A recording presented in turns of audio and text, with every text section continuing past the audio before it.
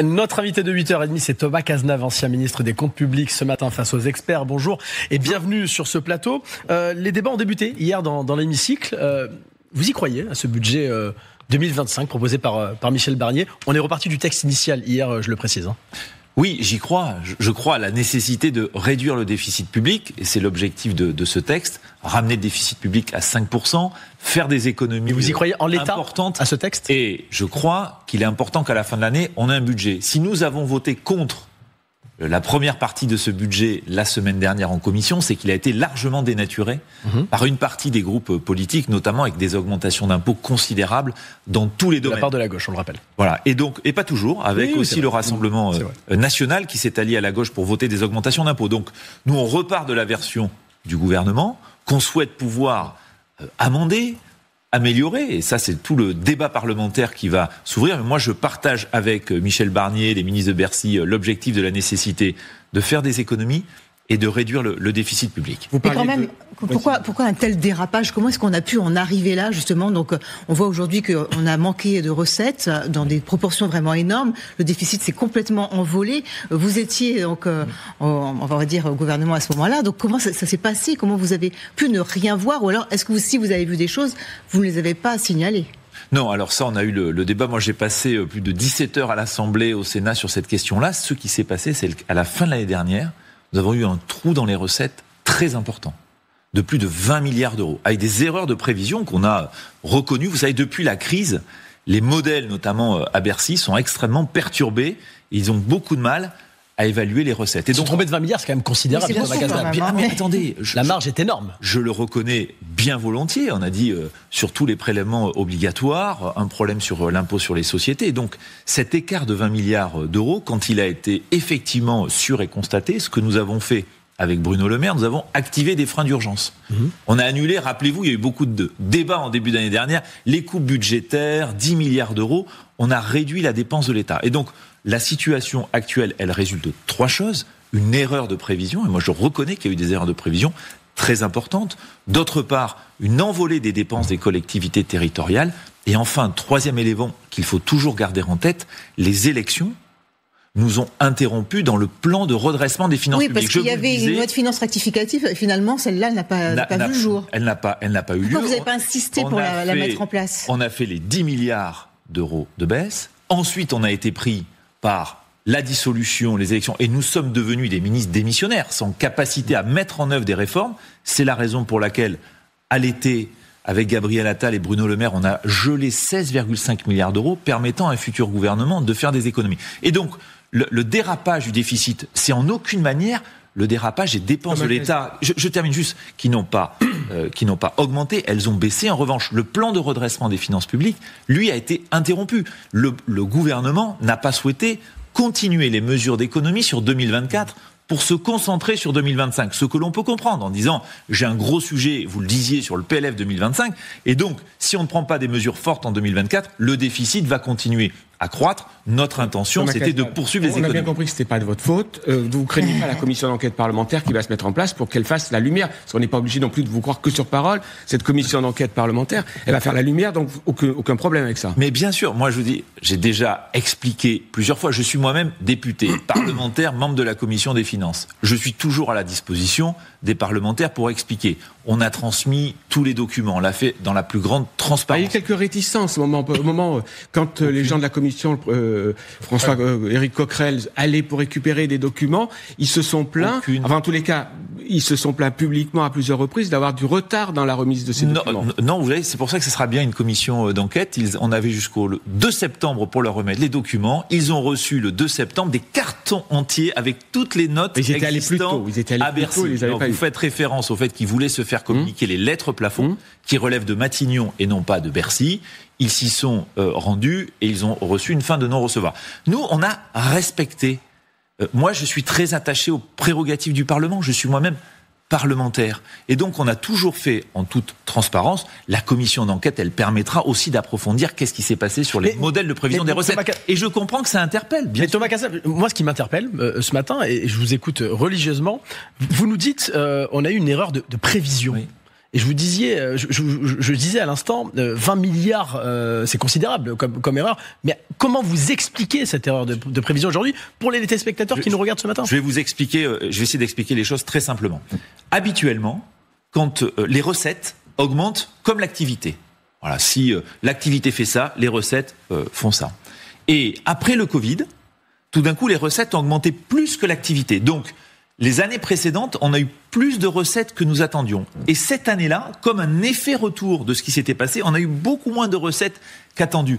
Et les services de Bercy considèrent que finalement, les crises économiques successives ont beaucoup bouleversé, d'une part, l'activité économique et probablement aussi leur modèle de prévision. Mais ça, on l'a fait en toute transparence. Quand on a su qu'on avait effectivement dérapé sur le déficit public en raison de ces moindres recettes, on l'a su officiellement avec une note précise en février. 4 jours après, avec Bruno Le Maire et Gabriel Attal, on prenait un décret d'annulation très vite. Donc il n'y a pas eu de dissimulation de la part du ministre de l'économie, bien sûr que non. Bruno Le Maire. Quel serait l'intérêt même de la dissimulation ? C'est-à-dire parce qu'il y a des élections législatives, ça fait très mauvais genre. C'est-à-dire que on découvre cette situation après. C'est-à-dire que dans le cadre des élections européennes qui se déroulaient pendant toute la campagne du printemps dernier, puis des législatives, on peut facilement imaginer que personne n'avait envie de mettre sur le tapis cette situation-là. Sauf que c'est faux dans la mesure où on a acté le creux dans les recettes dès le mois de février. Donc tout ça a été connu bien en amont d'ailleurs de ces élections. Donc je vais vous dire, le fait qu'il y ait eu un gros problème d'évaluation de recettes, c'est certain, tout le monde le reconnaît. Et peut-être que la commission d'enquête permettra d'aller plus loin avec les services de Bercy pour comprendre. Vous savez, nous, avec Bruno Le Maire, quand on a constaté ça, on a lancé une mission indépendante. L'inspection générale des finances, elle a tout regardé. Elle a regardé les prévisions de recettes, elle a constaté qu'effectivement, les recettes étaient complètement en écart à la prévision. En disant que c'était très difficile à anticiper. C'est important de regarder ces prévisions de recettes.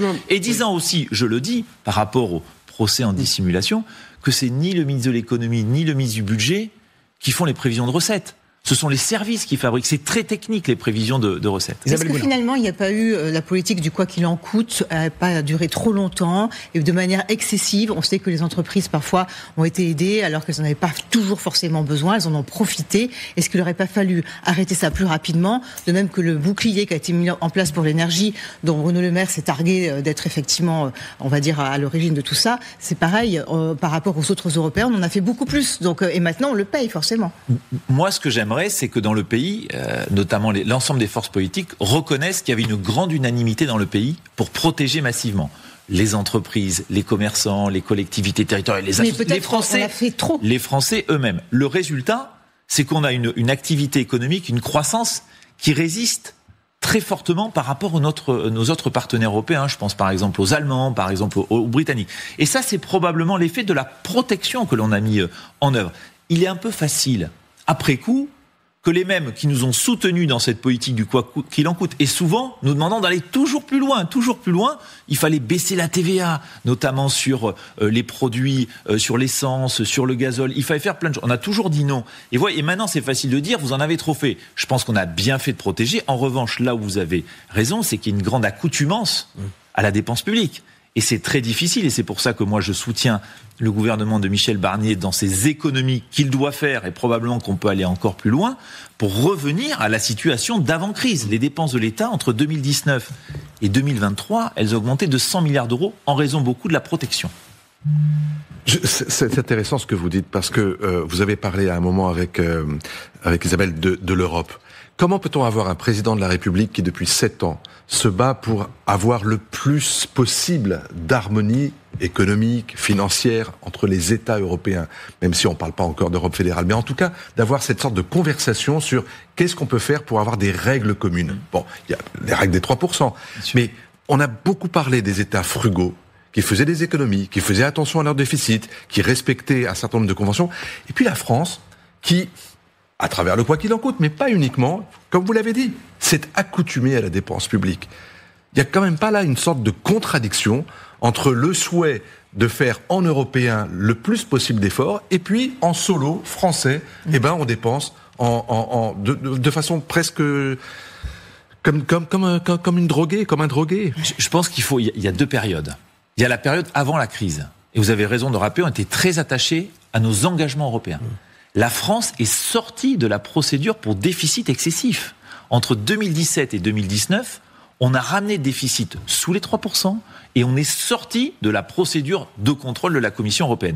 Et puis, c'est vrai, les crises, parce qu'il n'y en a pas une seule, les crises ont bouleversé tout ça. Et probablement aussi généré une forme d'accoutumance à la dépense publique. Aujourd'hui, on était bien seuls, je vais vous dire, y compris avec Bruno Le Maire, pour essayer de défendre des économies, de rejeter ensemble au Parlement toujours plus de dépenses. Le dernier budget, j'étais ministre au banc, il a fallu se battre contre des milliers d'amendements de dépenses supplémentaires. Moi, j'aimerais qu'il y ait une forme d'union nationale désormais, en se disant les crises sont derrière nous, on doit préparer l'avenir, on doit soutenir un gouvernement, au moins une trajectoire qui veut faire des économies. Parce qu'il n'y a pas d'autre option, sinon c'est le matraquage fiscal et on est contre ces options. Et on continue d'en parler juste après la pub dans quelques minutes avec vous, Thomas Cazenave, ancien ministre chargé des comptes publics. L'invité du 8-30 dans le 6-9, à tout de suite. Allez, de retour et on reparlera de cette alerte enlèvement dans quelques minutes avec Raphaël Maillochon, notre spécialiste police-justice TF1 LCI. Notre invité ce matin, l'invité de 8h30, Thomas Cazenave, ancien ministre chargé des comptes publics. Nous étions sur le budget, évidemment, avec vous ce matin, Thomas Cazenave. Qui a failli pour vous? Emmanuel Macron? Non, mais... On ne l'a pas cité encore depuis tout à l'heure. D'abord, moi je conteste... Parce que ce n'est pas de votre faute, ce n'est pas de la faute de Bruno Le Maire. Il faut bien un fautif dans l'histoire. Il y a depuis 1974 des budgets qui sont votés en déséquilibre. Et il y a eu un phénomène, je le redis, exceptionnel avec une chute brutale des recettes, une augmentation très forte des dépenses des collectivités territoriales et un plan de redressement des finances publiques pour l'année 2024. Oui, mais le quoi qu'il en coûte, c'est le président de la République. Mais je vais vous dire, le quoi qu'il en coûte, moi je n'ai pas de regrets. Je pense qu'on a bien fait, parce qu'on a protégé tous les emplois dans notre pays, on a protégé nos entreprises, nos commerçants.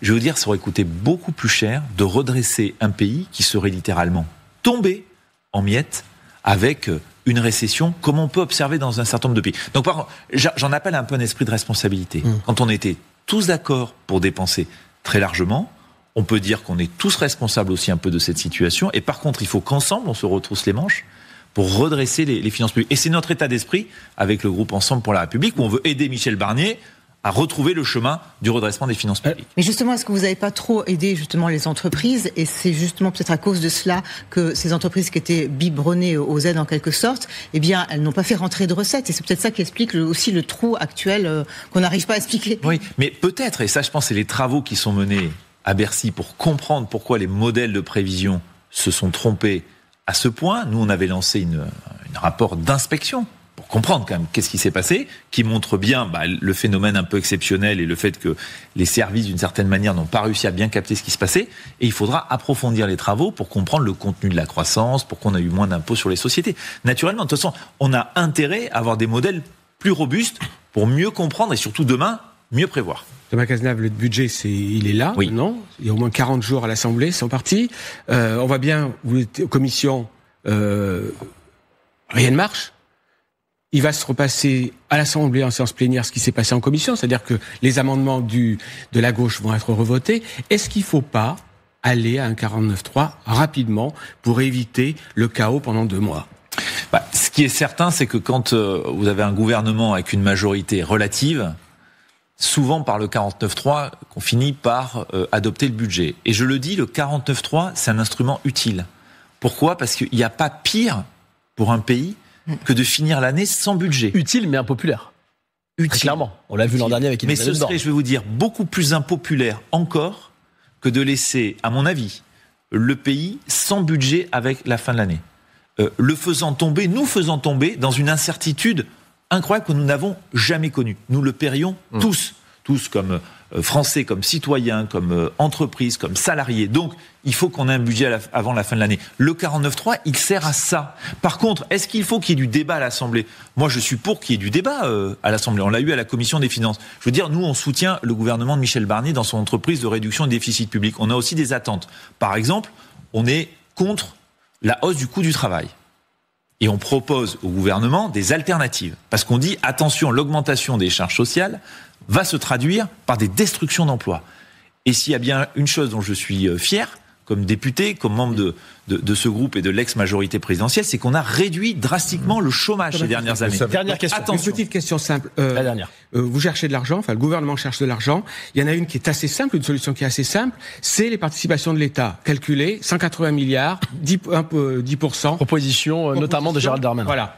Et d'Olivier Grégoire. Les participations de l'État, on peut toujours se poser la question de qu'est-ce qu'on vend, qu'est-ce qu'on achète. Regardez le débat sur le Doliprane. Par contre, la vente n'a aucun impact sur le déficit public. Donc il ne faut pas non plus se détourner de l'exercice le plus difficile qui est devant nous. C'est celui de la dépense. Et de la dépense publique. Et de faire des réformes structurelles. Et de faire des réformes structurelles. On a proposé l'assurance chômage, on a proposé l'assurance maladie, le millefeuille territorial, qui nous coûte près de 7 milliards d'euros de dépenses de fonctionnement en trop. C'est le rapport du maire de Charleville-Mézières que j'avais missionné en son temps quand j'étais ministre du budget.